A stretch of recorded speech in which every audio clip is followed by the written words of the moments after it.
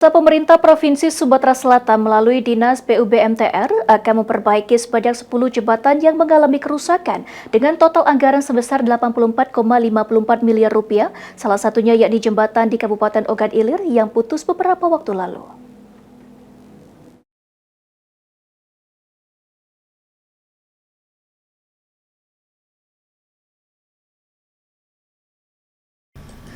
Pemerintah Provinsi Sumatera Selatan melalui Dinas Pekerjaan Umum Bina Marga dan Tata Ruang berencana memperbaiki sebanyak 10 jembatan yang mengalami kerusakan di sejumlah wilayah pada tahun 2026.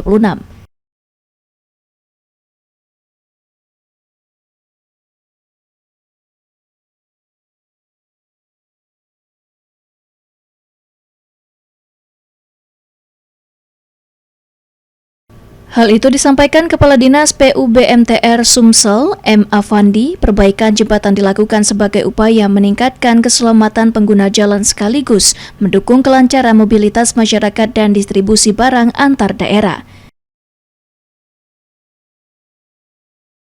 Salah satu jembatan yang masuk dalam daftar perbaikan berada di Kabupaten Ogan Ilir, yang selama ini menjadi jalur penghubung penting bagi aktivitas masyarakat setempat.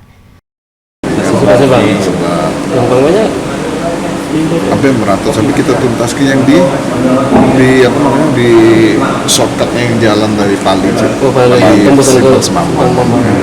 Terus dikit lagi, kemudian juga ada penanganan bertahap yang di OI dari Jalan Pendidikan itu Lingkar Selatan, Kabupaten Sobaga. Untuk merealisasikan program tersebut, pemerintah Provinsi Sumatera Selatan telah mengalokasikan anggaran sebesar 84,54 miliar rupiah yang bersumber dari anggaran pendapatan dan belanja daerah.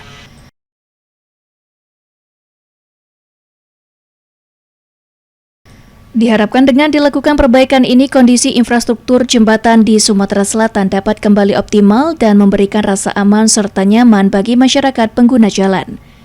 Ilham Wahyudi, PAL TV.